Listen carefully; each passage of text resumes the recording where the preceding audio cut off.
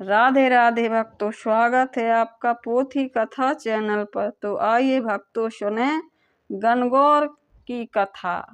गणगौर की कथा माता पार्वती और शिव जी की पूजा की जाती है। भगवान शिव और देवी पार्वती की इस कथा को पढ़ने से मिलता है सुख और सौभाग्य। गणगौर व्रत चैत शुक्ल तृतीया तिथि को किया जाता है। इस साल चैत शुक्ल तृतीया तिथि 1 अप्रैल को है। गणगौर व्रत इस दिन पूरा होगा। मान्यता है कि गणगौर का इस व्रत का पूजन करने से विवाहित कन्याओं का सौभाग्य बना रहता है और पति पत्नी के बीच प्रेम बढ़ता है। आइए जानते हैं इस व्रत की कथा। एक समय की बात है, भगवान शिव और माता पार्वती नारद मुनि के साथ पृथ्वी भ्रमण पर आए। उस दिन संयोग से चैत मास की शुक्ल पक्ष की तृतीया तिथि थी। इस तिथि को गौरी तृतीया के नाम से भी जाना जाता है। जब ग्रामवासियों को पता लगा कि भगवान शिव माता पार्वती के साथ गांव में पधारे हैं, तो गांव की निर्धन महिलाओं के पास जो जल, फूल और फल उपलब्ध था, लेकर भगवान शिव और माता पार्वती की सेवा में पहुंच गए। देवी पार्वती और भगवान शंकर ने उन निर्धन महिलाओं की सेवा और भक्ति भाव से आनंदित हुए। देवी पार्वती ने उस समय अपने हाथों में जल लेकर उन निर्धन महिलाओं पर सुहाग रस छिड़क दिया। देवी पार्वती ने उन निर्धन महिलाओं से कहा कि तुम सभी का सुहाग अटल रहेगा। उन निर्धन महिलाओं के जाने के बाद उस गांव की धनी महिलाओं की टोली हाथों में विभिन्न प्रकार के पकवान सजाकर शिव पार्वती जी के सेवा में आई। देवी पार्वती की ओर देखकर भगवान शिव ने कहा कि तुमने तो सारा सुहाग रस निर्धन महिलाओं में बांट दिया है, अब इन्हें क्या दोगी? देवी पार्वती ने भगवान शंकर की ओर देखकर कहा कि उन निर्धन महिलाओं को मैंने ऊपरी सुहाग रस दिया है, इन धनी महिलाओं को मैं अपने समान सौभाग्य का आशीर्वाद दूंगी। इसके बाद देवी पार्वती ने अपनी एक उंगली को काटकर उससे निकलने वाले रक्त को सभी धनी महिलाओं के ऊपर छिड़क दिया। जिसके ऊपर जैसा रक्त गिरता गया, उसे उतना सुहाग मिलता गया। इस तरह देवी पार्वती ने चैत शुक्ल तृतीया तिथि को निर्धन और धनी महिलाओं को सुहाग बांटा था। इसके बाद देवी पार्वती भगवान शिव ने से आज्ञा लेकर नदी पर स्नान करने गईं। स्नान के बाद देवी पार्वती ने बालू के ढेर से एक शिवलिंग तैयार किया और उसकी पूजा की। पूजा के बाद देवी पार्वती ने शिवलिंग की प्रदक्षिणा की।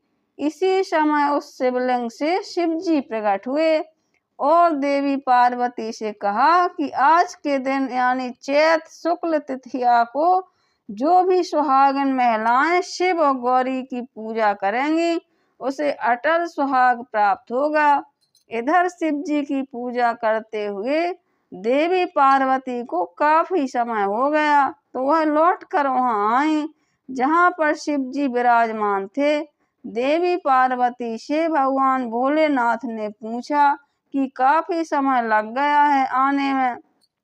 देवी पार्वती ने इस पर यह कह दिया कि उन्हें नदी के तट पर भाई और भावज मिल गए थे, उन्होंने दूध भात खिलाया। भगवान शिव जी समझ गए कि देवी पार्वती उन्हें बहला रही हैं। इस पर शिव जी ने कहा कि वह देवी पार्वती के भाई और भावज से मिलेंगे और दूध भात खाएंगे। शिव जी देवी पार्वती और नारद जी के साथ नदी तट की ओर चल पड़े। देवी पार्वती ने मन ही मन भगवान भोलेनाथ से प्रार्थना की कि हे शिव शंकर, मेरी बात की लाज रखना। जब भगवान शिव नदी तट पर पहुंचे तो वहां उन्हें एक महल दिखा। उसमें देवी पार्वती के भाई और भावज थे। कुछ समय तक शिव और पार्वती उस भवन में रहे। फिर देवी पार्वती ने भगवान शिव से कैलाश चलने की जिद की, लेकिन शिव जी जाना नहीं चाह रहे थे, तो देवी पार्वती अकेली ही वहां से विदा हो गईं। इस पर भगवान शिव को भी देवी पार्वती के साथ जाना पड़ा। अचानक से भगवान शिव ने कहा कि उनकी तो माला वहीं भवन में रह गई है। नारद जी को शिव जी ने माला लेने के लिए भेजा। नारद जी जब नदी तट पर पहुंचे तो वहां ना तो भवन था, न देवी पार्वती के भाई भावच थे। उन्हें एक पेड़ पर भगवान शिव की माला लटकती हुई मिली। नारद जी माला लेकर शिव जी के पास गए। माला देकर बोले, प्रभु यह कैसी माया है। जब मैं माला लेने गया तो वहां पर न भवन था, बस जंगल ही जंगल था। एक पेड़ पर माला लटक रही थी। इस पर शिव पार्वती मुस्कुराए और बोले, यह तो सब देवी पार्वती की माया थी। इस पर देवी पार्वती ने कहा, यह मेरी नहीं भोलेनाथ की माया थी। नारद जी ने कहा कि आप दोनों ही माया, आप दोनों ही जाने, आपकी माया आप दोनों ही जाने। आप दोनों की जो भक्ति भाव से पूजा करेगा उसका प्रेम भी आप दोनों जैसा बना रहेगा। जय बोलो माता पार्वती की जय, शिव शंकर की जय। ओम पार्वती पते नमः। Har Har Mahadev. Please my channel subscribe और लाइक करें। दमनक चतुर्थी व्रत कथा, गणेश जी की कथा। ओम श्री गण गणपते नमः। ओम श्री गण गणपते नमः। ओम श्री गण गणपते नमः। एक समय की बात है, एक गांव में एक वृद्ध महिला रहती थी। उसके साथ उसके घर में उसका एक बेटा और बहू भी रहते थे। वृद्धा भगवान गणेश की अनन्य भक्त थी। नियमित रूप से वह गणेश जी की पूजा करती थी और बाद में दमनक चतुर्थी का व्रत हर साल रखती थी। एक बार जब दमनक चतुर्थी का व्रत रखकर वृद्धा गणेश जी की पूजा कर रही थी, तभी गणेश जी उसके सामने प्रकट हुए।